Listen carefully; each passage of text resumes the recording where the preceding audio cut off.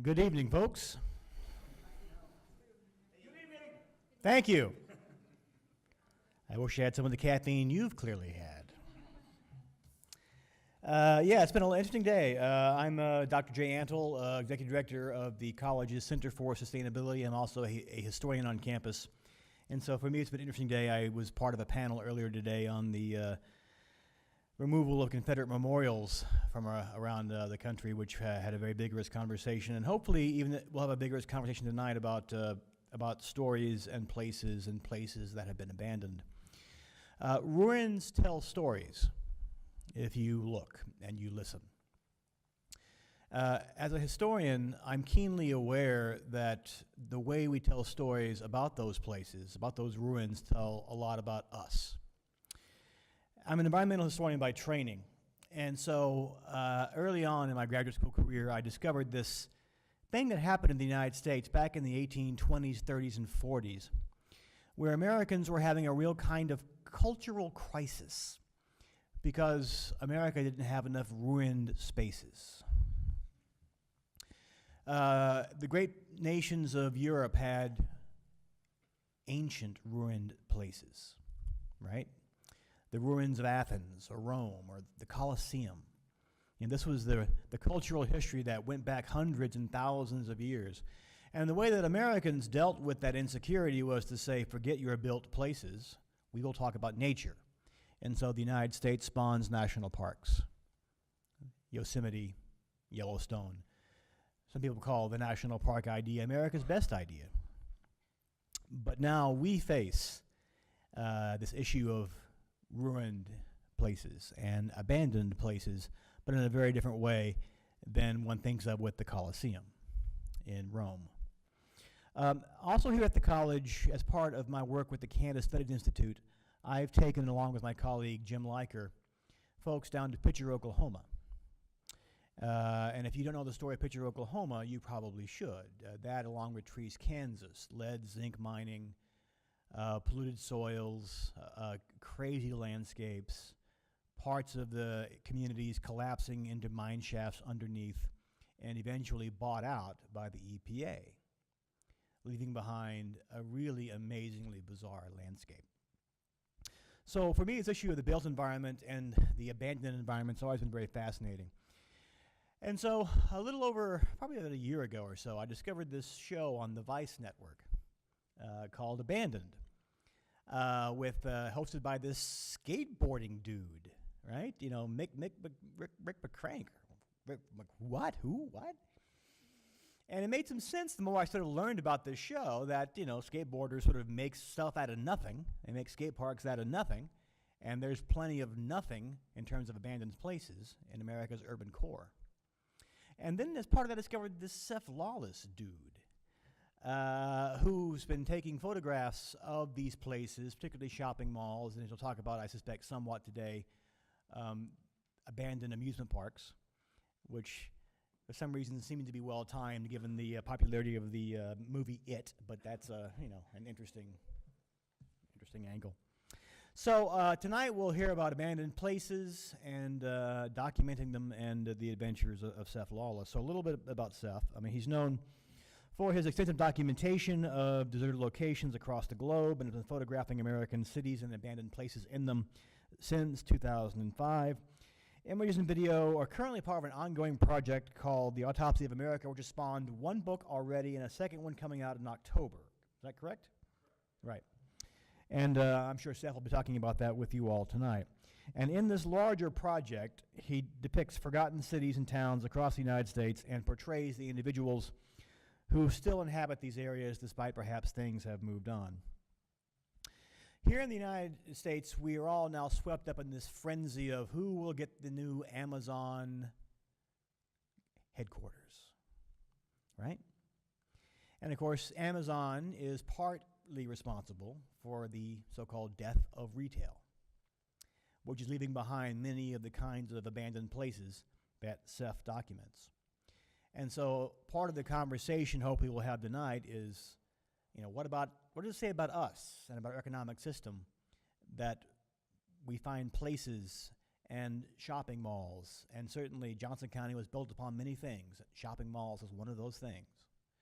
What does it mean when all those places, what does it say about us that we're leaving those places behind and some of the people who live in them? All right, so with that, I will get out of the way and introduce to you Seph Lawless.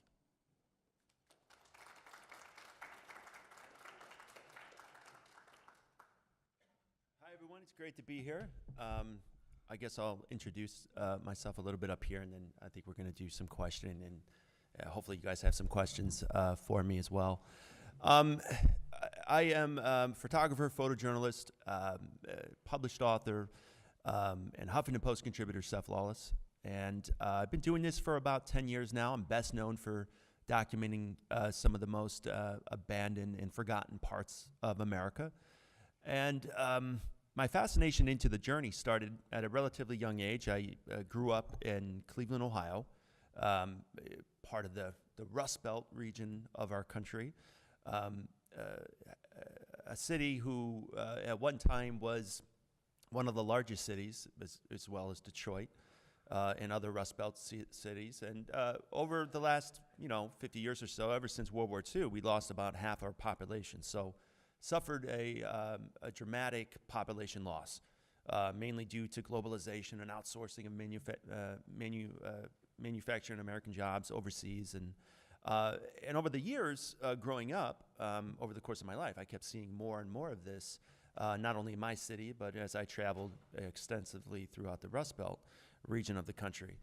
And so I thought it was important to use photographs to kind of raise awareness to what was going on.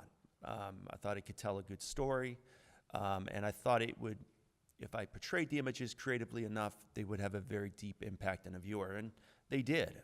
It wasn't long until I started sharing these images with social media, but also the press. Over, I'd say, the last 5 years, several of my projects have went viral, different themes, of course. But people were really taken by the images. They were left with a lot of questions. They wanted to know why this was happening, if they didn't grow up in the Rust Belt region of the country. They wanted to know, where was this? Some people lived maybe 300 miles away, and they never knew that part of the country existed, which shocked me. They were living in such a bubble. People in other parts of the world were seeing my images and thought, oh, this is no way. This is America. This has got to be a third world country. So I knew that there was such a disconnect between these parts and what they thought our country was, and they were ignoring the problems that were associated with these parts. And I learned early on that these parts of where I was going to were not necessarily abandoned at all. I started coming across people that still lived amongst the ruins, if you will, or at least nearby. And these were some of the most poor and disenfranchised Americans in the entire country. And so oftentimes I didn't feel their needs and what was happening to them as well, and how they were struggling was even being talked about, let alone their environment. If you don't know these places exist, you definitely don't think about these people as well. So it was around that point where I started to talk about more of that in press interviews.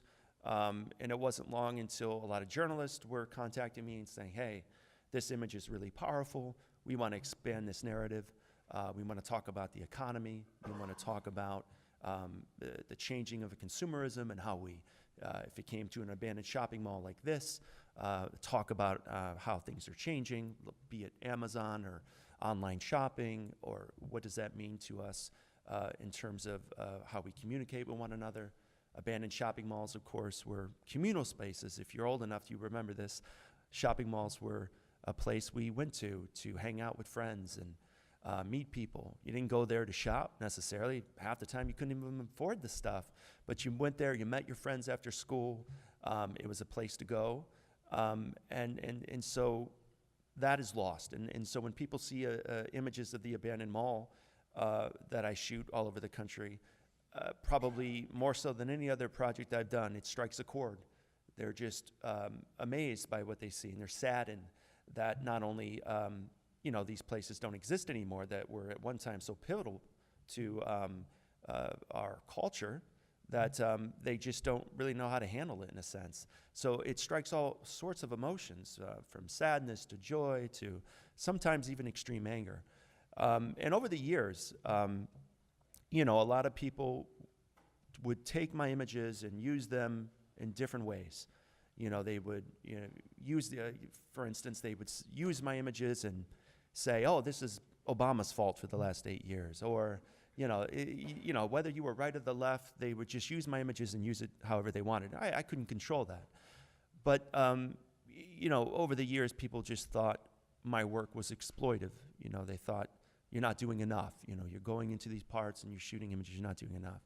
And then other people thought, you know, you're showing our country as weak and vulnerable to the world. How dare you? That's anti-American. I've been called that. And, you know, I make it abundantly clear. I love my country more than anything. And the reason I'm showing this is I want people to kind of see what is happening to our country in parts. And even though it's not an accurate depiction of our country as a whole, what you're seeing is real. In certain parts, it's catastrophic.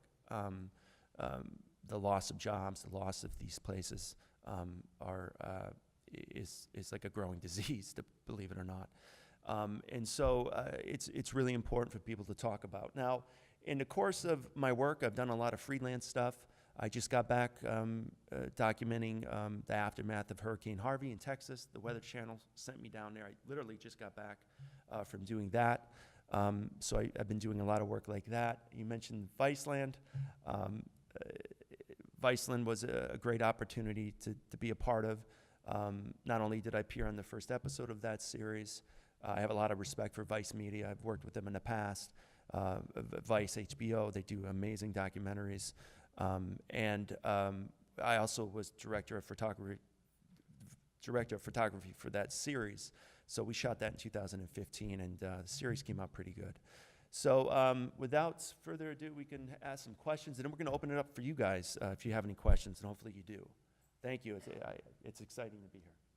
Could we possibly get the lights down a little bit so we can actually see Oh, the you see this images one? better? There's a bit of a glare.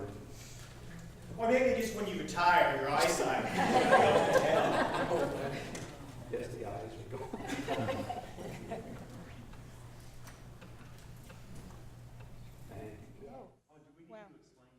Oh, okay, so we're going to be throwing things at you tonight. To that end, some of you back in the far back corner who came in may want to scoot down this way just a little bit, because I don't aim very well. And I don't know about my colleagues, but you know, hopefully other people aim better than I do. So lump yourselves together. Let us all not be back row Baptists, so we can throw this at you a little bit more capably than we can right now. And it's supposed to not break, they say, so. That's what I'm told. It's Go crazy with designed it. to not break. So I have a long list of questions. I know we have students in the room who have a long list of questions. Hey, there you go. I don't know how this is going to work with this thing. But talking about the Viceland series, have any of you seen the series Abandoned at all? A couple of you have. So Viceland is a weird channel, I gotta say. Yeah, it is. But if you will, I thought the drone work was absolutely amazing. Oh yeah, they did an amazing job. Vice did. You know what's funny with that? A lot of people don't know. Viceland came much later. It's a new channel, right? And I've been to the headquarters in Brooklyn, New York. It's beautiful. They took over this concert venue and been there a multitude of times, and it's amazing. Vice HBO's down in the basement. About 1,000 employees. Some of the most talented young people I've ever met. Videographers, you know, editors, and amazing. And one of the things with, oh wait, what were you just saying about? What about the drones? Drone, yeah. They do amazing stuff with not just the drones, but sliders, and make you just moving through those abandoned buildings. They did an amazing job. And it turns out, Viceland, unlike any other network, actually produces all their own content. So unlike, you know, the Travel Channel, they'll go out to production studios, right? And they hire production studios. There's well-known production studios that create content, say, oh, we got a good show idea, and then they go to the network and then they pitch the idea. Not at Viceland. Those 1,000 employees are young people going out every day, making the stories. So they work for Vice, and it's amazing. And so they did such a great job. Viceland, though, with that episode, they actually contracted that out, though. So those people that did that series were actually Rick McCrank's closest friends that have no training, that grew up videotaping him skateboard. And skateboarding, when you mentioned, skateboarding back in the day, I'm older, so Tony Hawk, Chad Muska grew up by me. So when we skateboarded, there was no parks, and back then it wasn't cool to do. You got arrested for it. You couldn't even go out anywhere to skateboard. So what we did is we went into abandoned buildings and skated. We built half pipes. That's what we did. And that's why Tony Hawk's video games are all inside abandoned buildings, and he loves abandoned stuff too. So, I mean, so it goes back, and so that's why they asked Rick to do the show. But all of his friends did that. Can you imagine? They did such a good job. Yeah. They really, really did. Yeah, if you get a chance to watch that series, some of those drone flybys of the abandoned subdivisions outside the Salton Sea. Oh, yeah, that was or the racetracks, the old NASCAR racetracks. Yeah, and North Carolina. Yeah, that was cool. Yeah. Thanks. Very cool stuff.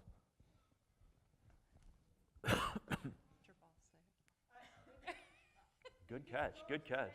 Oh, okay. Okay, this feels very weird.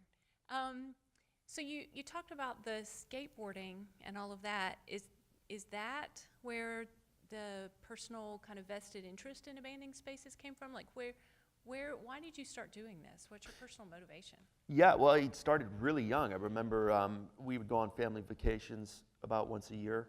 We couldn't afford to fly, so we drove. And so if you're driving from Cleveland anywhere out, like we didn't go too far, but so you're going through other Rust Belt regions of the country.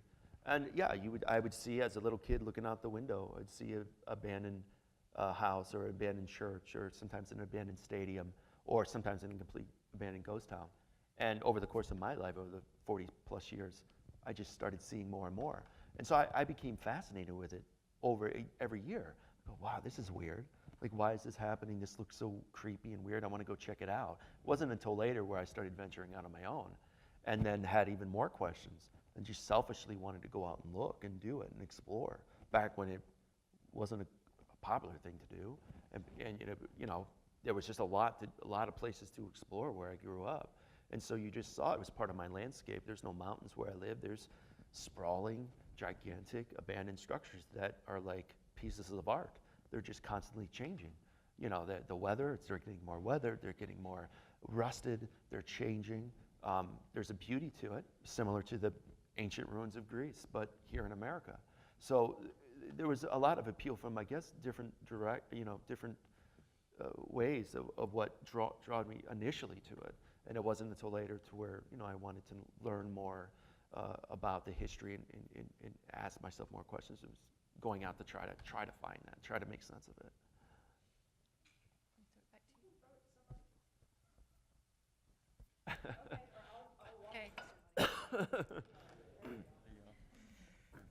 Hey, so recently I was looking at your work, The Autopsy of America, and I had noticed on your website that you had an interplay of images where two of them were in sequence, and they were of a homeless gentleman. And in that photo, it was seemingly out of focus with an odd compositional error, and it was interplayed with photos that were of the buildings and also of a girl with purple hair. And so I was kind of curious to hear you speak on how you felt working those images into your series touched on the complexity of homeless people in America.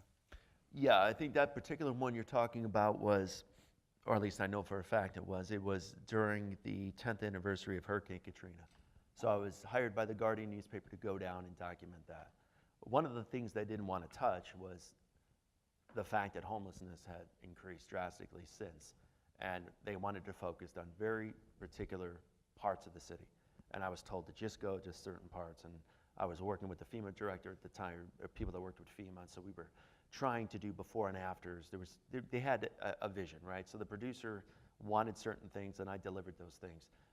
I thought it was important to document some other things when I was there, and so I started to do that. I used the images to capture things in the moment as quickly as I possibly could, very off the cuff, as you pointed out and noticed. But and then I used it with different interviews we did. After that, exclusive, they had the exclusive rights for about 2-3 months. Then I was allowed to use all those images any which way I wanted. So I expanded the narrative to talk about that with different press interviews, and then we started to take that. And other people did too, I think, at that point. Maybe people knew about it, people were talking about it more, and that was the whole point. Wanted people to bring that up. Segregation, a huge problem in New Orleans, a huge problem in the city where I live. And so those things you seldom hear people talk about, and I thought those were important things to talk about. So, so I think that I know that's why I took those images in that moment for that particular ones, because you'd be surprised. I mean, there's very strict guidelines. They don't want people in some of the shots at all. They'll say. So it's really all depends on what they want.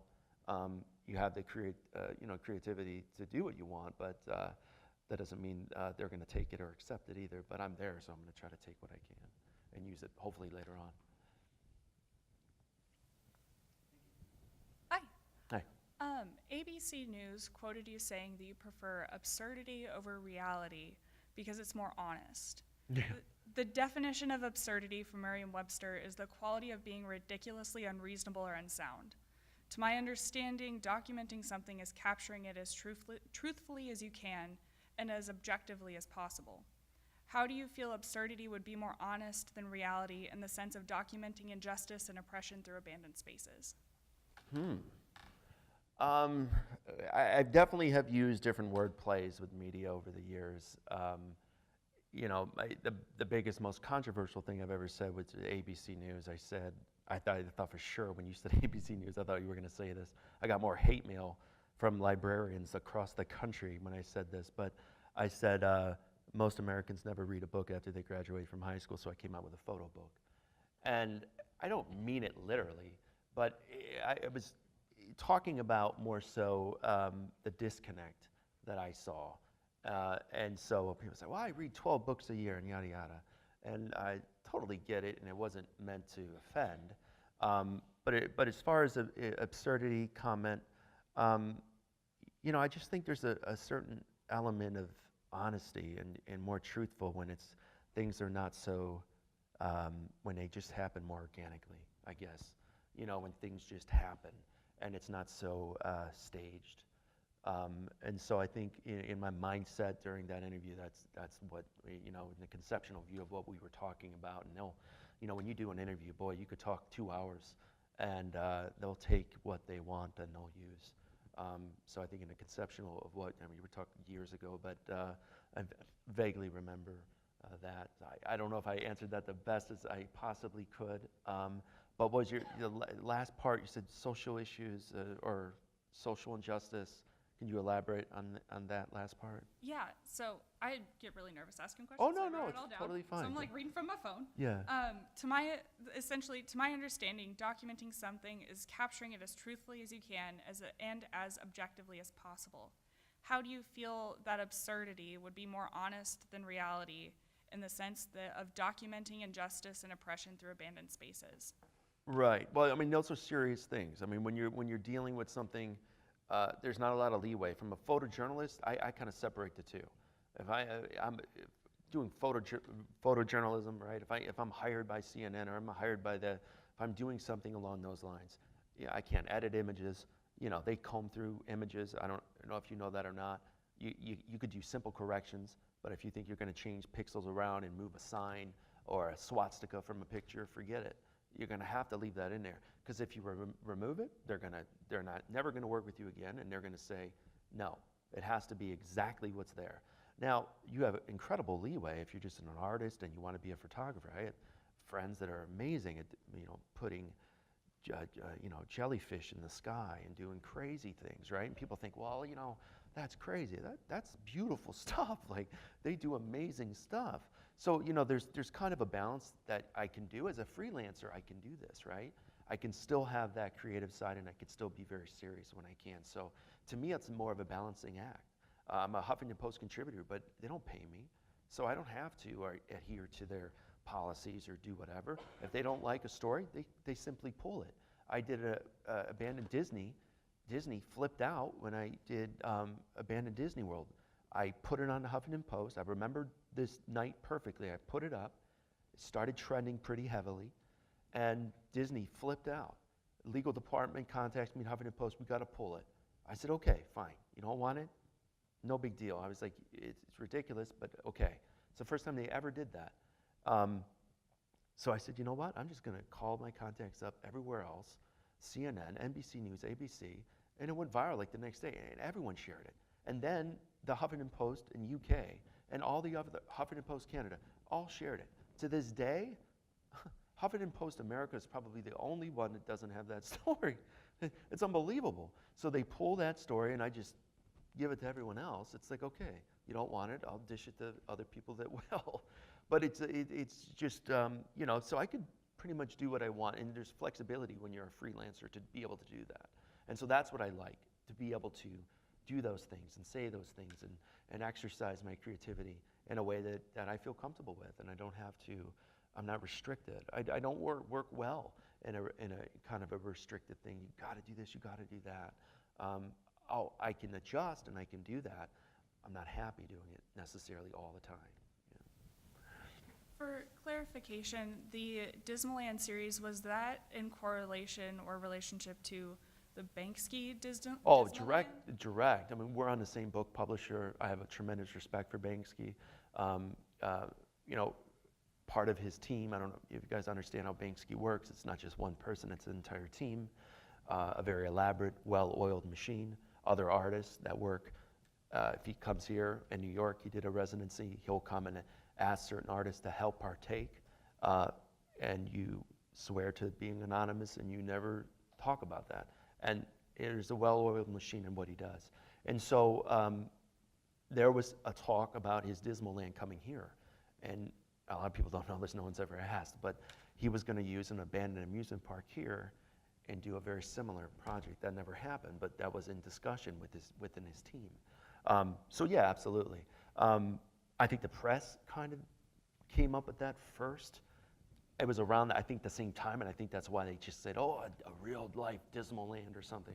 That didn't come from me. I think the press kind of took off with that. It was around the same time that happened, so I think it was a good headline. So they just, I don't control the headlines or anything. So that's how that came out, a real life Dismaland, because he did the Dismaland. So yeah, so people started going with that. Different press agencies around the country started doing that. So I guess, does it start out as an original, like, abandoned amusement park, and then Banksy comes in and does that art, or do they set up this? Well, I think they would set up the whole thing, yeah, because Banksy's exhibits are done by several different artists. So it's not just him. And if you ever see Exit to the Gift Shop, that's all a sham. I mean, that's the whole thing is a joke, and that's the whole thing. It's a divine comedy. He's not even in the film. He's dark, but that's not even him. But the thing is, it's he did all of that work at the end with the French artist. That's all Banksy's work. So under the guise of him, showing that anyone could be famous, and there's little nuances of Andy Warhol and the soup cans. It's not Banksy. So the whole thing was construed, and that's, you know, he took that level to the film industry and said, oh, this is my installation thing. And during his residency in New York, he had everything planned out, right? For 30 days, he was gonna do something different every single day in New York. It went off without a hitch, except for one day. It was on a Wednesday, it was in the middle of it. He thought for sure Banksy could say, oh, I'm just gonna go to the New York Times. They're gonna allow me to do an op-ed piece and make fun of the World Trade Center for being uninspiring and how ridiculous that architectural design is. You could have did something so much better. And he had this, it was all written. And he thought for sure at this point, in the midway of his residency of New York City, in his big month-long project, that they would run it. Well, it turns out they didn't. And for that day, he had nothing to do. And he came forward and said, you know, unfortunately, there's been a delay in today's project. And there was nothing for that day, and that's why. So, yeah, the whole thing is relatively, it's pretty interesting stuff, so. Awesome, thank you. Thank you. Okay. Do you mind if I answer? Go ahead. Ask this real quick. I just had a question about kind of what she was talking about, in the sense that why don't you separate your editorial work and the work that you just do as an artist on your website? Why isn't that distinction clear? Well, I don't know. I don't put direct links to the Huffington Post. I mean, if you go to the Huffington Post, I have an author page with all my stories that I do for the Huffington Post. I don't directly share stuff. I mean, the images, of course, if you're hiring me to do pictures for whatever, after that 3 months, I own those images. So then I could do whatever I want. I could sell those images. I could do whatever, right? Because I own the images. Up until that time frame, I can't do anything. I can't even put them on my site. So I think it was just, as they expired, it's part of my larger body of work. And I don't know if there's a necessary need to separate the two. I feel like it's done already in the press in terms of where you'll see those stories in the narratives. But as far as the images themselves, well, they're just going to be very sporadic and all over, you know. So you don't feel that distinction between your editorial work and the work that you do on your own? Yeah, I mean, not so much. I mean, as far as the artistic value of the photographs per se, or just saying, hey, when you're looking at my site, this is my personal work, this was for CNN. Well, I mean, like, I guess in regards to like the homeless people, Right. something like that, you know, in a project like that, why would you combine something like that if it doesn't necessarily flow the best in a project? Right. Autopsy of America. Well, again, I never sent those images to the Guardian. Okay. So, you know, to that end, I'm in the Yeah. moment. If I'm if I'm going to catch something in the moment and it's, you know, I'm going to try to frame it and try to do it, right? You might never see that opportunity again, and that moment's lost. So in that respect, I just constantly try to do that. It's reactionary for me, but no, I send them what they want. Their deliverables have to be what they want. I mean, you could send more, but they'll probably end up throwing it away. It's always better to send them more if they possibly want to use it. Great, but you know, you're not entitled to. So I try to send them what they want and what they're paying me to do. You know. Want me to throw it? Thank you. I just happened to be driving by something in our own community, Metcalf South, and mall, and that was a big thing for a lot of us that grew up around here in the last 20 years. And I saw it all torn down, and then I saw your piece on, you know, recording that. My question is, what do you expect, what kinds of things do you expect from something like that? Showing the abandoned Metcalf South in particular? Yeah. Well, with any abandoned shopping mall, you're dealing with a place that not only has a lot of history, but you have a lot of people that went to that mall. Thousands, hundreds of thousands, right? Over the course of what? That opened up in the 70s? Well, it was actually 50 years opening day. And so I waited to release that to the 50th anniversary of the mall opening up. I thought it was timely at that point. Owen Buckley, Lane for property management, who allowed me to go in, was very strict. You know, do not share these until the mall is completely down. Well, I was pretty close to, you know, it was already started, and it was timely. And I told him, I said, hey, this will be good. And I shot that a while back, 5 months ago or so, 6, maybe half a year ago even. So, you know, people have a lot of experiences there. And so I hope that people see the abandoned malls and they think about not only what those malls meant to us, people that grew up at the malls, but then also to look at how brick and mortar is suffering. And yeah, it's great that Amazon is building these fulfillment centers all over. There's talk of them absorbing an abandoned mall in my city. I wrote about it in the Huffington Post. And the irony of them moving into an abandoned mall, you know, Amazon selling my book inside of a mall of abandoned malls. Like, it's crazy. Now, they're going to do that, but it's not repurposing the space. They're tore down already, and they're using the land. So it's a good headline, but so people are saying that, but it's not necessarily true.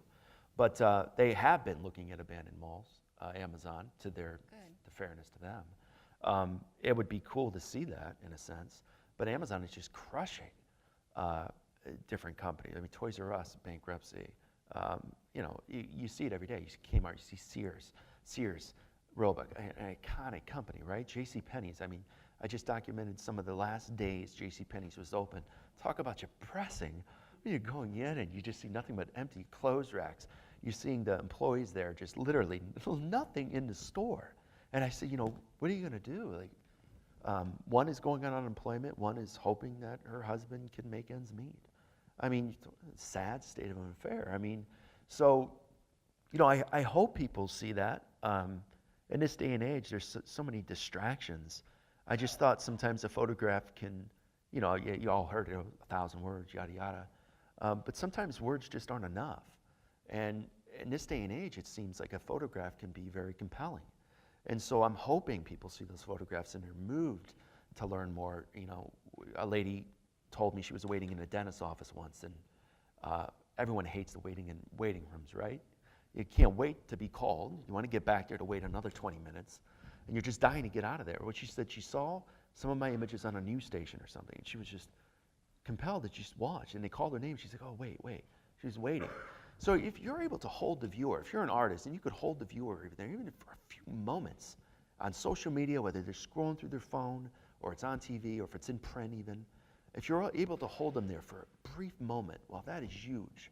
And so, you know, hopefully people see it and they start asking questions, and we move in a direction where we have a little bit more of understanding of why these things are happening, why we're losing jobs in areas. Why are some places closed and others is not? What does that mean as a consumerism as we move forward? All of those are important discussions to have, topical, relevant discussions we should all be having and engaging in one another for sure. Okay, that was really what I was trying to get at. Are there a lot of positive things that are coming out of this? I mean, I looked at it and went, okay, Yeah. What could I have done? What should we, you know? Well, I mean, basically, just the other day, I mean, someone just contacted me saying an abandoned amusement park. I have a book coming out in a couple of weeks, a new publisher, Skyhorse, based out of New York City, and it's all abandoned amusement parks. We ended up putting 13 in there. Out of those 13, there's been, I'd say, 5, which is very surprising, that have been completely repurposed, believe it or not. Abandoned amusement parks, think of that. So, and there was one in Bushkill, it's in Pennsylvania. Someone just said it's opening for the weekends now. It's not every day yet. Land of Oz reopened up again more than they did before. They did like a seasonal thing. That's in my book. Six Flags in New Orleans, completely still abandoned, but it's using and providing the city a lot of money. Filming there, we filmed Viceland there. Vice Media paid quite a bit for that. Movies are filmed there. I think people are trying to repurpose the spaces. So I've noticed that as a direct relation to some of my work, right? I see it. Sometimes there was an Akron Rubber Bowl. It's a college. It's the name of a stadium there. The college football team used to play there. Concerts used to play there. I went in and shot that, I remember, about a couple years ago. And I show it in the state that it's in. And sure enough, the city gets livid. Not at me, but the owners. It turns out 2 kind of low-life owners come in from out of state. This is a rather depleted state. They exploit the area. They don't care. They come in. They actually bought it for $20,000, and they promised to bring a football team in, and they promised all of this stuff for the city. Turns out they did nothing. They went in and scrapped it. So my images showed evidence of scrapping, and sure enough, the city said, you know what? This is crazy. They weren't even going in and looking at it, and then it started all of this debate. They got busted. They got fined. They had to clean it up. They had to do things. Without my images of that happening, it would have never have happened. Very similar in Disney. I started saying, you know, why do you have this abandoned part of Disney when you have the dollars to fix it up and make it a nature reserve or use the land to better? It's your land. Use it for something. You literally have trash. You have just stuff just sitting around, and you could repurpose it. You could clean it up at the very least. And they didn't want to hear that.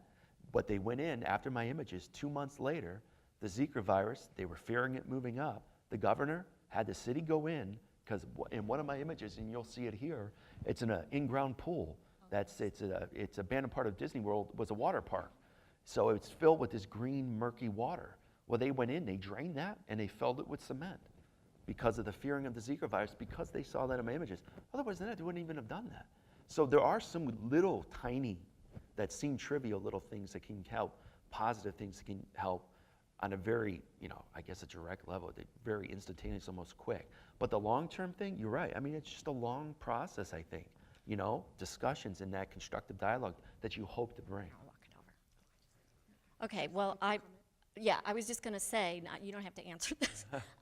There's deluxe, I don't know if they're called deluxe check, but they were just on campus the other day. I don't know if you've heard some of the projects they're doing, smallbusiness.org. They No. just went into a small town that was totally going away, Wabash, Indiana, for a whole year, and they helped them market and redo everything to bring business back into that town. Oh, cool. And now they're doing one in Pennsylvania, but that's the kind of thing that I think is really, really cool. That is really cool. Yeah, I hope to see more of that for sure. I'm getting over being sick, so I'll just. I really like your work. I think it's beautiful, and I think sometimes people may not understand like why it's beautiful because they see it as a space that's unloved, and people who like things to be orderly and go smoothly and be nice, they want spaces to be loved and cared for and maintained all the time. I like that. I'm sorry, I can't remember your name, but the gentleman that introduced you. I like that he was talking about how spaces should be, or spaces in America are kind of thought of as our history, as our ruins. That was an interesting and new concept to me. I would like to know if you think that all of these spaces should be left as they are and memorialized, or if they should be replaced with something better. What type of thing you think should go in their place? Oh boy, that's a tough one. I mean, listen. Now the urban planner in charge of the entire. Yeah. My personal view, obviously, there's some that I just think is beautiful and almost should stay as is, right? You look at some of the old cathedral churches, it's just inspirational, right? Just everywhere you look, there's beauty and art, and it's just amazing. And then there's other places that you go, boy, you wish you could repurpose or see it, maybe even if it wasn't restored to exactly how it was, repurposed to you, because then you start to see, how these places affect the communities. East Cleveland is a city near where I live. I live in Cleveland, but East Cleveland is a little bit separate, but it borders the city of Cleveland. And so you have 3,000 abandoned structures in roughly 3 square miles. 50% living in poverty. It's a horrible place. And yet you have these abandoned structures that are just sitting around. Well, over the course of, say, the last decade, they were used by 2 serial killers that acted independently. They were using to torture, kill, leave bodies. I was in some of these places. Talk about frightening. It's one of the scariest places to shoot. And so, you don't want that for the community. So there's some that are just a detriment to the community, right? It's not good. And then others are beautiful and you want to stay. So that's kind of tough. As far as repurposing it, we were just talking about repurposing certain spaces. There's just so many challenges with these. I know up in Detroit, to even properly demolish some of these places before you were, or to do whatever, you have to remove the asbestos correctly. Costs a lot of money, millions in some cases. They just can't afford it. So just to even simply tear them down isn't feasible for some cities to do, or at least maybe at the rate they want to. So there's just so many challenges to repurpose the spaces. I mean, I've seen some. I've seen malls repurposed to apartments,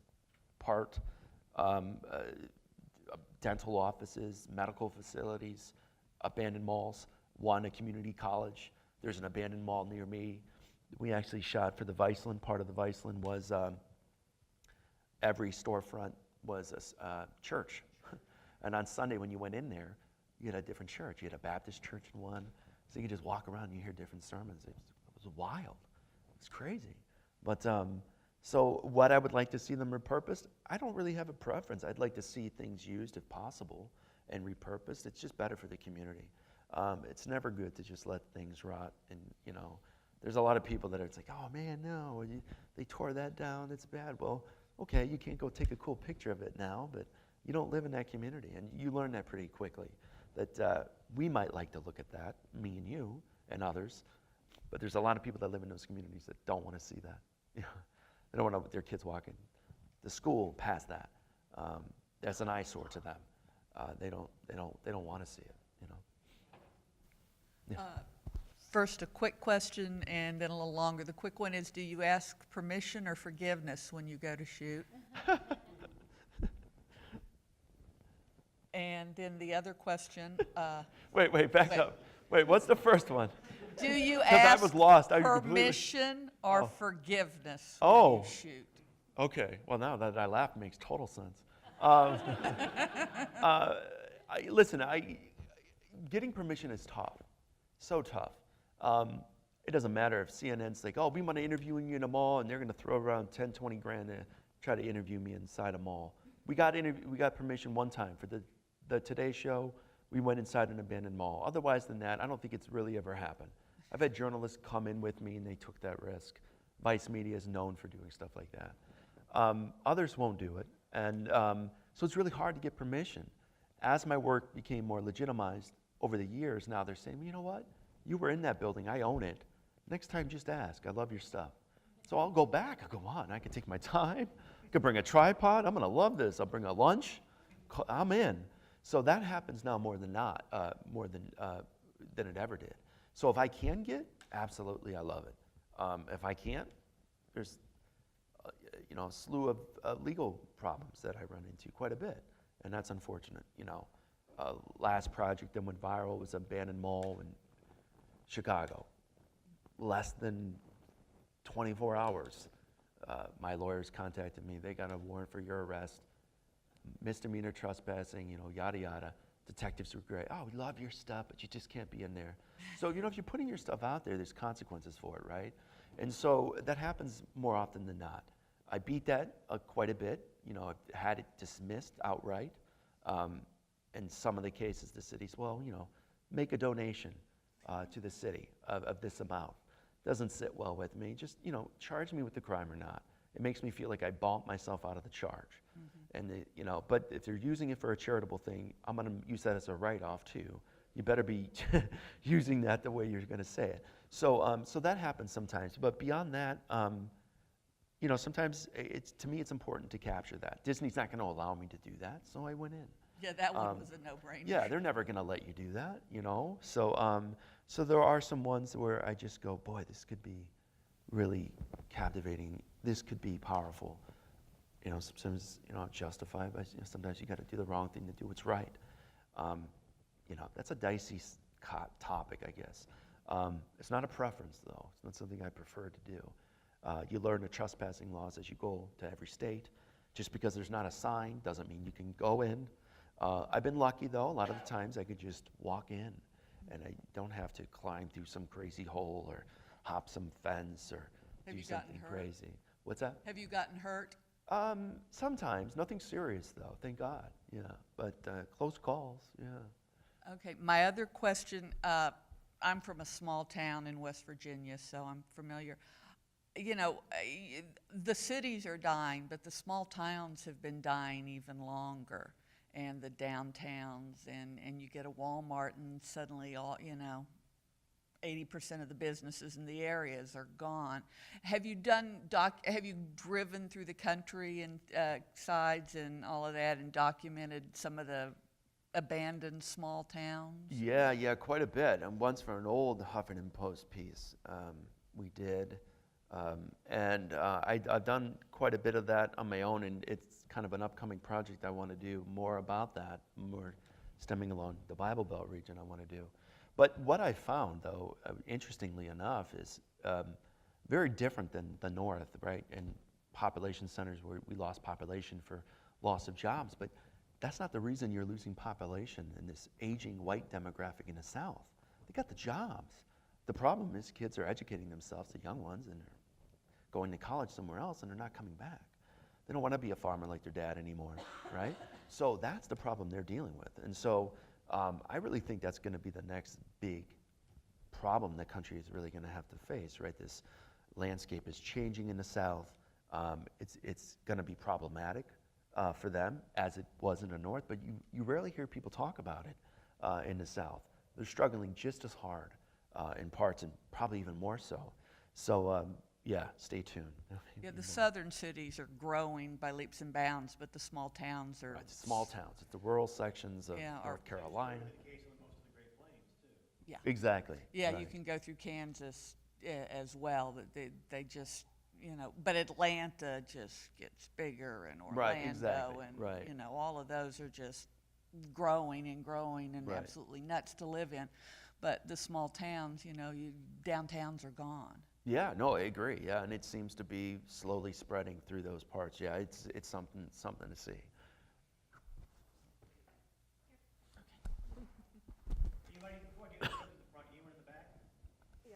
Yeah, because that's a far throw. I'm not going to throw it at you. It I'll is. walk it back to you. Well, I'll ask mine, and then you wave at me if you want it. So, Seph, we've talked at length about some of your work on hurricanes. Oh, yeah. And I know that you just got back from Houston. Houston. Okay, Yeah. I can't remember which one you'd been to first. Right. Can you speak a little bit to what you feel your role is as a documenter of sort of people's loss or their losses in the wake of a storm? Yeah, well, this wasn't a creative choice to go down when I did. The Weather Channel hired me to go down, and I've done other work for them in the past. One of the reasons they reach out to me is, they know that I kind of go to the places that they can't send their journalists to do. They're not going to go past the police tapes and the police cars, and a lot of the places are cut off. So when you get there, after a disaster like that, good luck. You could fly in, journalists fly in, but you can't rent a car because everyone's car were buried deep in water. They got the cars. So the roads are closed. A lot of roads were still closed. Some 10 feet of water still in some of the photos that I got. So you were limited to how you access. So I ended up taking an Uber and just getting dropped off and walking a lot, getting access and getting the images that I did. How they use the images, I don't know. I don't control the narrative in this project, anyways. So they're going to write about it any which way they want. Weather Channel does amazing work. I'm a very big fan of the Weather Channel. And so I don't know exactly how they'll use, but they pretty much wanted photographs of a week or so after Hurricane Harvey. So that was pretty much what I was sent out to do, and I think I delivered. They're very happy with the images. I just sent them everything a couple days ago, and we'll see what direction they take in it. I just want to try to capture the most compelling, most intimate photographs that I possibly can to let people know that aren't in there and they haven't seen it themselves feel it, because it's a horrible thing what those people are going through right now. It's tough. Who wants me to? I'm not going to throw it at you. That's fine. Sure, I can hear you too. Secondary question? I'm going to grab a water. I am curious if when it comes to selecting the buildings that you photograph, if they're based on the interest of the structure themselves or based on research that you've done about the community and how those buildings relate to the people surrounding them. No, usually it comes, for the most part, when I'm shooting on my own, when I'm not sent somewhere, let's say, because obviously they're picking that location. But I usually go by what I think would be visually stunning and interesting to capture. And then oftentimes I'll find out more after the fact. Usually that's how it works. That's just been kind of the process. Because listen, even if something is so, important and everything, if you're not able to capture it visually, it's going to fall flat. In my opinion, people are just not going to listen. So it needs to be captivating. It needs to be able to pull the viewer in before you could begin to speak to them. That's my view of it. Otherwise than that, it's just lost. And my view of it and how I share on social media and stuff, to me it would fall flat. The narrative would be lost.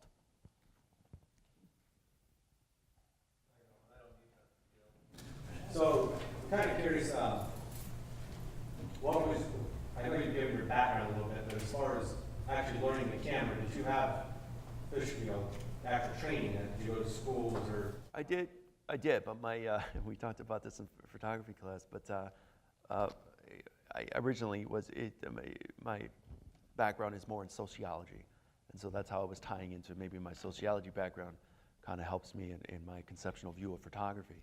But yeah, I've had training and so forth, and a little bit in videography. I do a lot more video now, but that's mostly self-taught and working in the field with other photojournalists that have been working for years.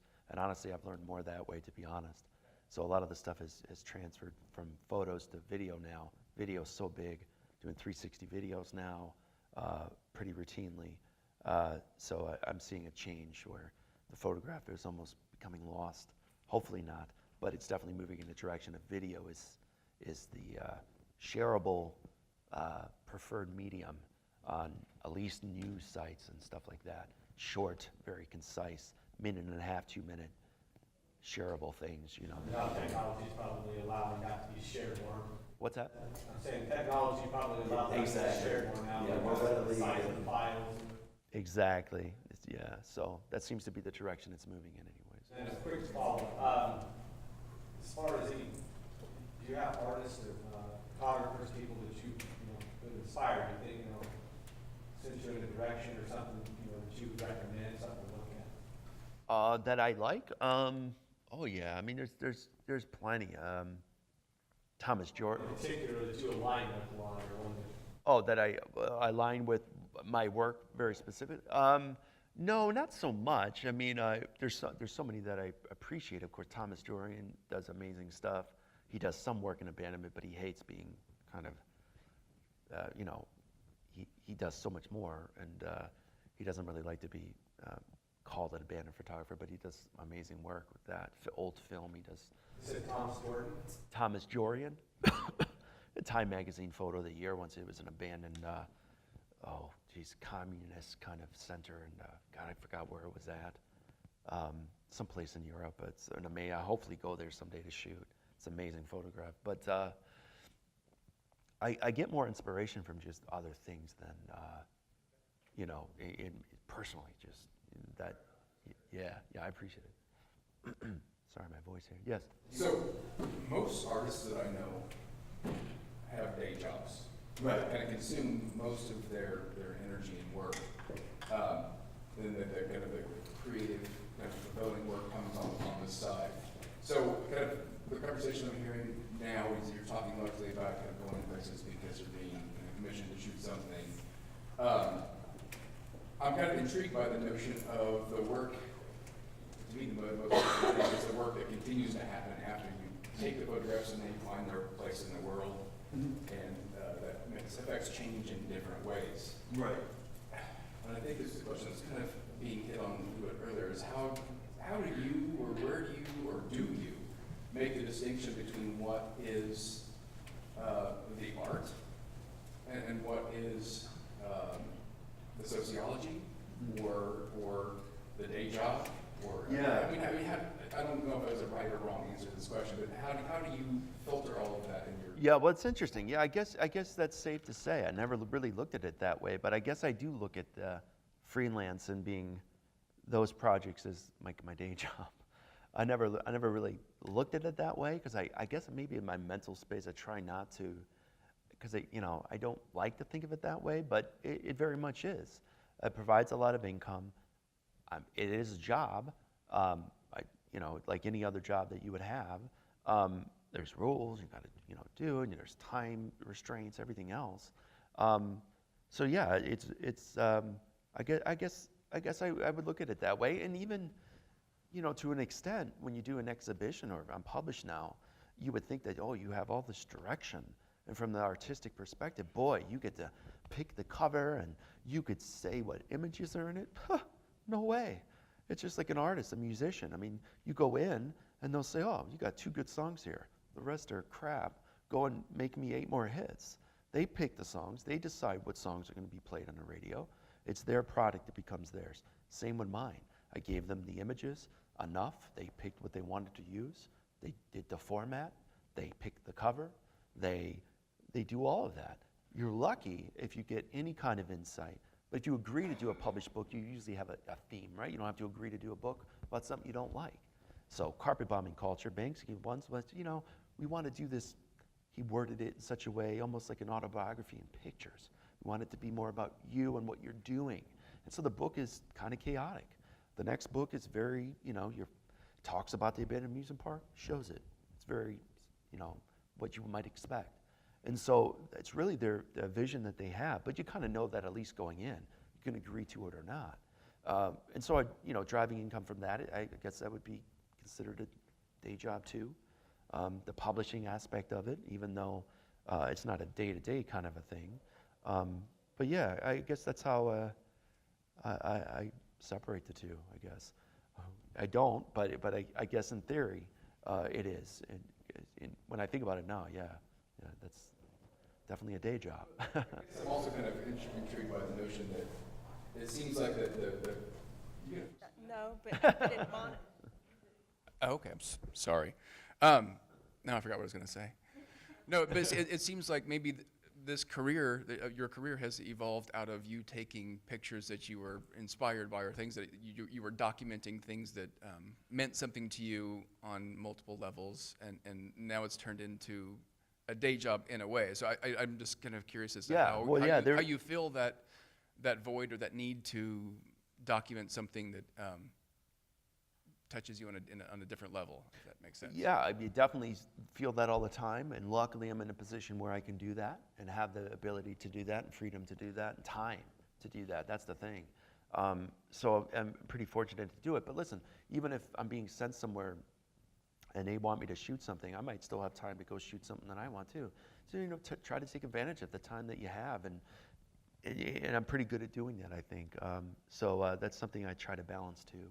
But you're right, I'm very fortunate to take images that I started doing this as sharing and turn it into a career. I mean, who would think you'd be sharing stuff on Instagram and then be showing an exhibit in Munich and then flying you out and then going there and think, well, there's going to be nobody here. And it turns out there was like 300 people, and they knew my work and they were coming up to me, and it was crazy. Press was there. Would never have thought in a million years a city in Europe would even know who I was, let alone paying me to come out and speak and show my work. It's crazy. So yeah, I've been very fortunate to share and do what I wanted to do and make it a career. I don't think there's any rhyme or reason. It was in the right time and right space, I suppose. And throwing a little bit of luck there maybe too. I only asked a question so I could throw this.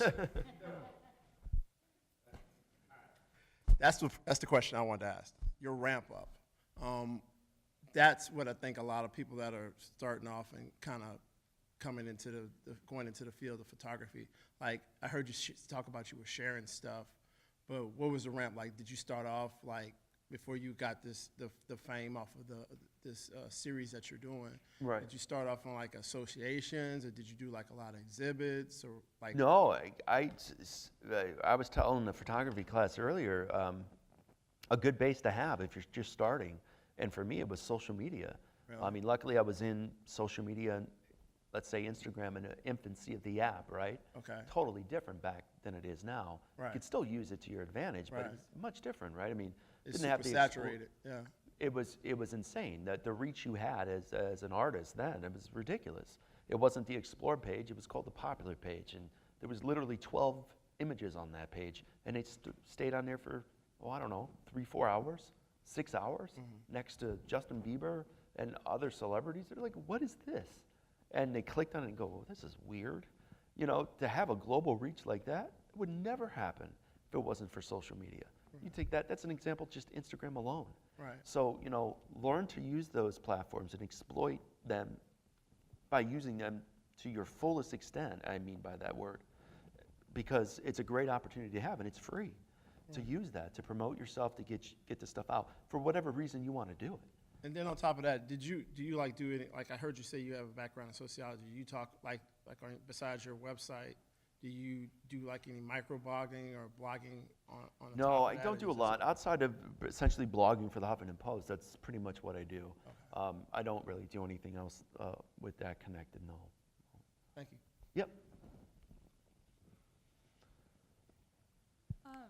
In your projects such as 13 Haunted Houses, the Autopsy of America images, and Toxicity, there is a significant use of selective color, selective focus, extreme saturation, and vignetting.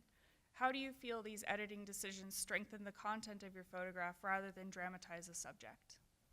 Oh, with the picture Oklahoma, for sure. I mean, use that deep saturation for the sunset pics.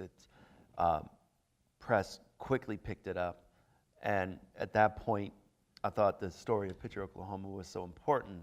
I had no idea you went there. definitely need to talk more about that. People need to know more about it. I still think people don't. But those images went viral, and I think, again, editing them in that way, I don't know if you vaguely remember the Mad Max movie, you know? A lot of people started comparing that, and I don't know, maybe subliminally, I was like, oh, Mad Max? I didn't even see the movie. I remember seeing the trailer for it and stuff. And people picked it up, like, oh, it's Mad Maxy, it's apocalyptic, it's this and that. And so sometimes it's by design, you know, where I'm going, not only do I think it's beautiful, but I think it will be more captivating through the editing process to enhance certain things. You know, if it's a haunted houses or you know, spooky looking, creepy houses, I could edit it to look like that house is sitting in the middle of nowhere. When in reality, there's someone living in the house next to it. In fact, one of those houses that look completely abandoned, there's actually someone living in part of that house. It was the most weird thing I've ever seen. So, but how it's edited and how it's shot and framed, you can make it appear to be something completely different. That's the whole artistic side of it. And so I love using those things. And so I think that you could use those to your advantage, I think. And I think those are roughly two examples of how that you just said that could use those to your advantage.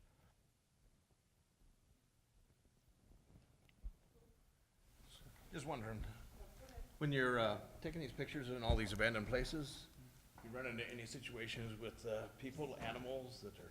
Oh, yeah. People, sometimes, you know, there might be a derelict or homeless person in it, and you just kind of realize that you're in their space, right? It's a very uneasy feeling. You kind of know what to look for. You know, if I go into a place, generally speaking, when it's light out, they'll leave and then come back at night. But you'll go in and you'll see things set up, right? You'll see an old water thing set up, a makeshift toilet. There's things that might just look like regular debris to anyone else that I've quickly learned what it is. And so when you walk up on that, it's no different than the feeling of walking in someone's home uninvited. So you get that sense of urgency and a panic, to be honest. Because they don't want you there, to be honest. They don't want you there. And so there was times where they were in there. I was in an abandoned church a guy was living in Detroit. Kind of knew someone was in there, but I had thought he left because he jimmied like the door with this old piece of plywood. And I was with someone and he just was about to open it up. I was like, oh, let's go check it out. He's like, well, wait. And it was like a way that you could tell if the door was open or not, right? He said something. I forgot exactly what it was. But in other words, from the outside, you could tell if anyone was inside because he left and he put the thing out. So like, oh, he's not here. Well, it turns out he was inside. And luckily, as soon as, you know, we heard him yell or something, we got out of there. So it could be, you know, it could be dangerous sometimes. Animals sometimes. There was a coyote running around one abandoned mall. It was so bizarre. It was at night. It just starts howling out of nowhere. You know, that was weird. Dead animals sometimes dead animals in weird positions, like they might have been killed by people. People do crazy stuff in abandoned buildings. So you do come across things that are very sordid sometimes and very bizarre. Try not to get distracted by that too much. But yeah, but for the most part, no. Most part, it's pretty abandoned and desolate and no one's inside. That doesn't mean there's not evidence of people being inside. One thing I learned early on when I was young, graffiti artists take their work extraordinary, very serious. It might just look like scribbled to you. I mean, I'm not just talking graffiti like, hey, I'm here, I love you, or whatever. We're talking big pieces, right? Well, they've been going in abandoned places as far as we were skateboarding years ago. They go in and they practice their art inside. So it's brilliantly done, and they're crafting their art before they're good enough to go out and display their public art. And so oftentimes they'll be in there, and they'll break glass on stairs to make sure they can hear you coming, you know, so you go around the glass. Because in an abandoned building, you step on crunch glass, echoes throughout the whole thing. Well, I could signal for someone in there to hide, and now you're screwed. Now you think you're in there alone, and I'll get home editing pictures, lightening it, and I see people in there watching me. I don't know who that was. Frightening. You get the chills. You're at home. I was like, what? Someone was in there watching me. I don't know if it was a graffiti artist. I don't know who it was. Scary thing. So, yeah.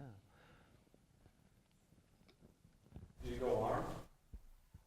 I mean, I have. I do have a concealed carry where I live, and there are times, but going state to states, of course, I'm more afraid.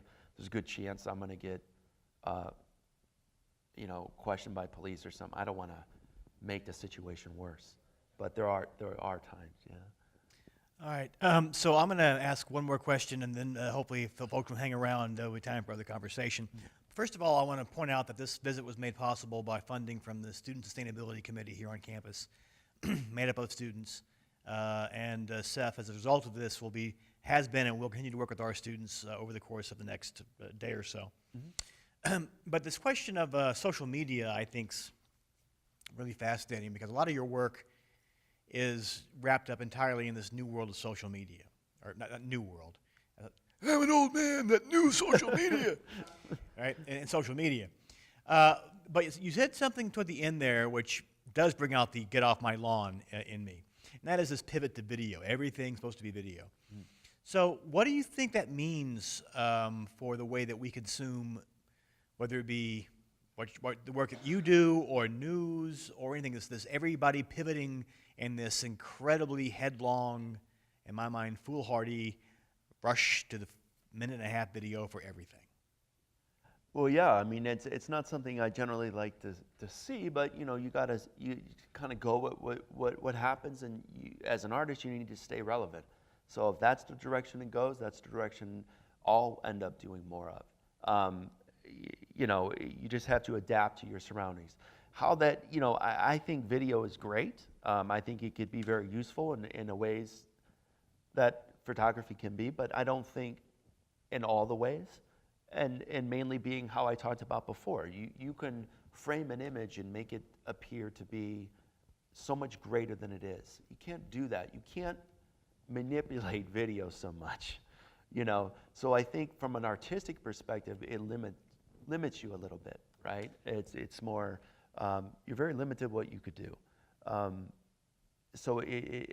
But to that end, it could be more honest. It's more visually engaging. They probably are finding online. I don't think they would necessarily make that move if there wasn't trends that suggest that they're getting more ad revenue and clicks.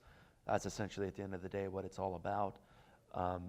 That's all they really truly care about is making the money. And so it's less about the news and more about making money. So if they think video is going to be the direction they're going to do, then that's the way they're going to do it. There's really, but yeah, to that end, try to make the best of it and use the video. I think the 360 video platforms that I do are pretty engaging and pretty fun. That's, I think, a little different vibe, To me, it's like a moving photograph all around you. That I kind of like, I think that's entertaining to watch, but